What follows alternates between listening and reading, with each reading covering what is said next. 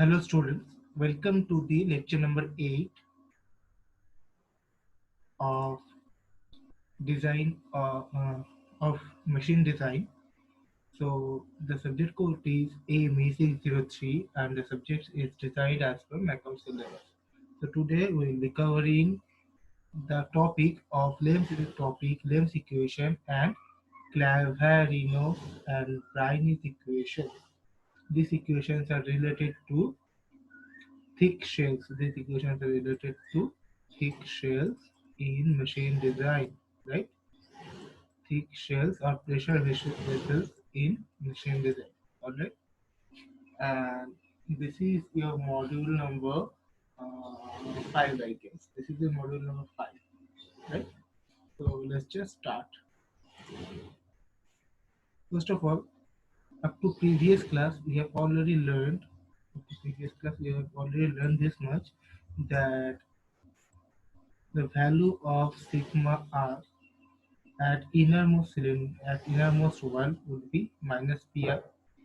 That is, sigma represents radial stress. The value of sigma r is minus pi. The value of sigma t is pi into do square plus di square by do square minus di square, where do is outer diameter and di is inner diameter. And the value of sigma 1 is pi di square by do square minus di square. Again, if you look at these three values, you can easily say that the value of sigma t is maximum, then the value of sigma 1, then the value of sigma r, right? This can be easily said. The value of sigma t is maximum, as this is addition of two components. This is subtraction of two components. One component by subtraction of two components. So this will be greater than this one, and there is no multiplication factor. So again, the value of this will be least among these three, right? Now, what is Lenz's equation? Basically, Lenz's equation is used when we design a material having a material having SUT, ultimate strength. That means when the material is brittle, right? Basically, if the material is made of cast iron or cast steel, in these cases the materials are basically brittle, and then we use Lehm's theorem, right? So Lehm's theorem is based on the maximum principal stress theory or Rankine's theory, right? Where maximum principal stress is equated to permissible stress of the material.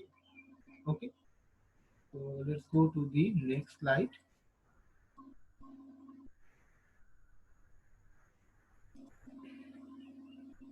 Okay, see, I have already discussed that sigma t is the greatest one, then sigma 1, then sigma. So if we just make our design in such a way that it can sustain this sigma t, that can automatically sustain sigma 1 and sigma r. Yes, now that is why we will be designing considering sigma t in our equation, right? So sigma t is equal to what? We do know that sigma t is equal to, in previous slide you will see sigma t is equal to pi into do square plus di square divided by do square minus di square, right? In previous slide, that was the equation for sigma t. Now you can see there as well. Let's just go back to the previous slide. See, sigma t is equal to pi do square plus di square by do square minus di square. So from there, just previous slides.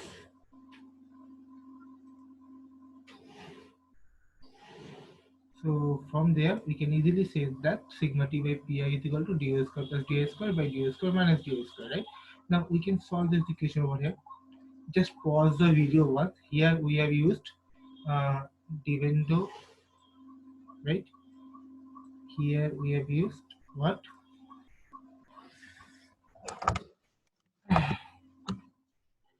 We have added this one to this one, the denominator with numerator, and below we have subtracted the denominator from the numerator, right? This is called what it was called, commando dividendo, I think. Okay, let me know in the comment section the rule, uh, the name of this rule, where the rule is simple. If a by b is equal to x by y, then a plus b by a minus b is equal to x plus y by x minus, sorry, this is minus x minus y. So I have forgotten the name of the rule. You do let me know it in the comment section. This is something related to dividend, right? Let me know the name of the rule. Okay. So from here, if we uh, solve it further, we will get do square by di square. This is the ultimate aim, getting do square by di square. Do square by di square is equal to root over sigma t plus pi by sigma t minus pi. Right? Now from here also, see, this is a cylinder, right? This is a cylinder. This is di, and this is do. Yes, this is do, and this much is di. And if the thickness is t, then di plus t, that is di to t is equal to do. That is what I have written over here. Do is equal to di plus 2t, right? Now I can replace the value of do with di plus 2t that I have done in this equation. I have just replaced the value of do as di plus 2t, right? And from there, I am again calculating it further, solving it further to get the value of t, right? Which is the thickness of the cylinder, which has to be calculated, right? That is equal to di by 2, and this equation. This is my Lenz's equation. Now again, here the value of pi will be given, the value of di will be known to us, because either the value of do or the value of di has to be known to us, right? So in this case, value of di will be known to us, and sigma t has to be equal to what? SUT by Fs, right? Sigma t is the permissible tensile stress, which is ultimate tensile stress divided by the factor of safety. Understood? Clear? Okay. Now after Lenz's equation, let's go to the next part, which is Clapeyron's and Briney's equation. Right now, in Lenz's equation, we do know that we will be using Lenz's equation in brittle materials, right? And we will be using Clapeyron's and Briney's equation for ductile materials only, right? For ductile materials, right? So, if a cylinder is made of mild steel or alloy steel, basically they are ductile materials. So they can be made of aluminum alloys as well, right? They are of ductile materials. So when it is of ductile materials, we will be using what? We will be using maximum strength theory, or in Clapeyron's equation. In Clapeyron's equation, we will be using maximum strength theory, right? This maximum strength theory is also called Saint Venant's theory. All right. So according to this theory, according to Saint Venant's theory, the material begins to fail at yield, right? Material begins to fail at what? Yield point. This yield point, right? So we will be considering our yield strength of the material. Okay. Now let's see how do you do that. Again, the formulas are same that we have already discussed in lecture number 7. That sigma r is equal to minus pi, sigma t is equal to pi do square plus di square by do square minus di square, and sigma 1 is equal to pi do square by do square minus di square. Right. At the moment, pause the video, write these equations, because later on we will be using them. Okay. All right. So let's just move to the next slide. Here, see, we already know that sigma t is greater than, not lesser than, sigma t is greater than any other sigmas, right? Any other stresses. So if sigma t is maximum, then epsilon t will be maximum as well, where epsilon is what? Epsilon is straight, right? So epsilon t will be maximum as well.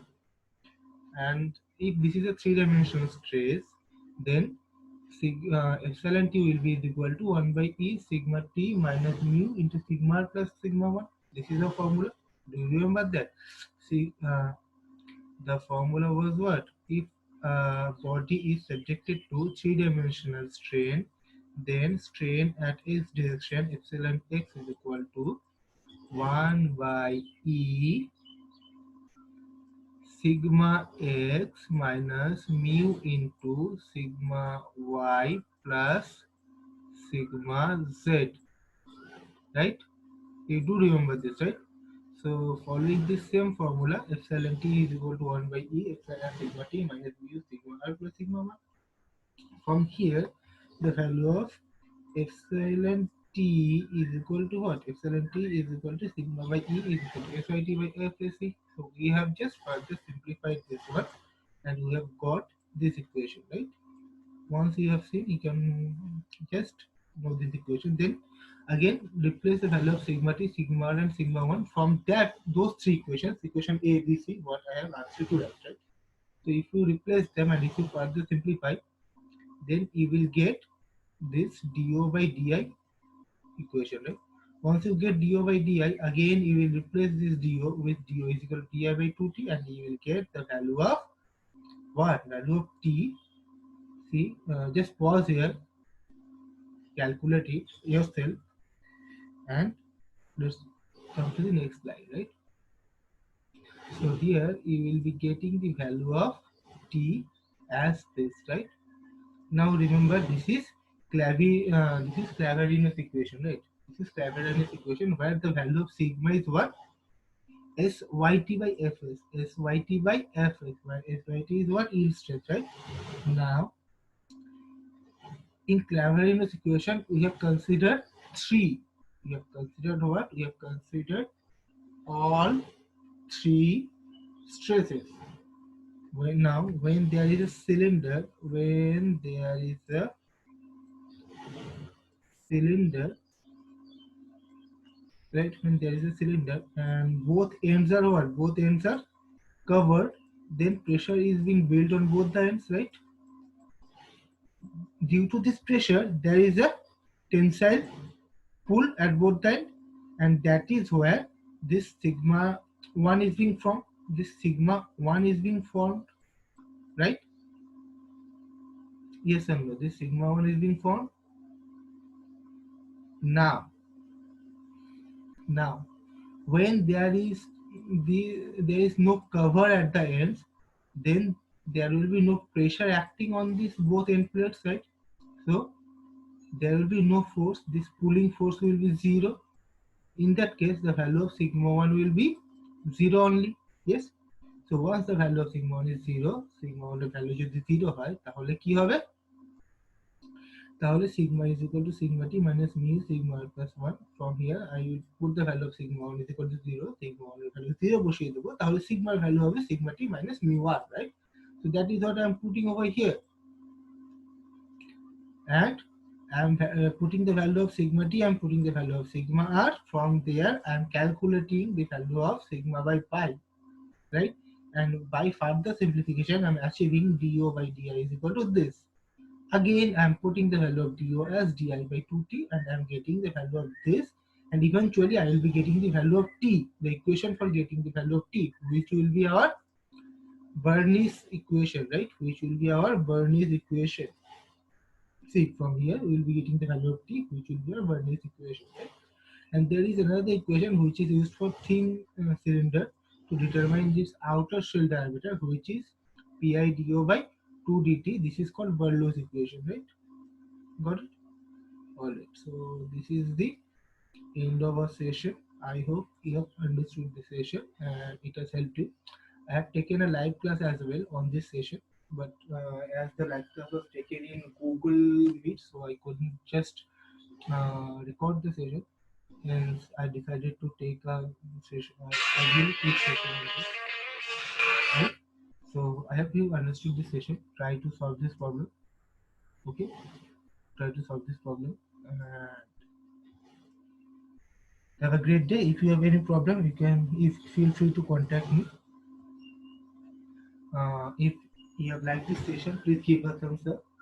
If you think that this session might help your friends, share it with them. And of course, Let me know how whether you liked the session or not in the comment section. Also, uh, help me to improve the class, right? By giving a valuable feedback in the comment section. All right. So take care of yourself and your family, and stay at home, study well.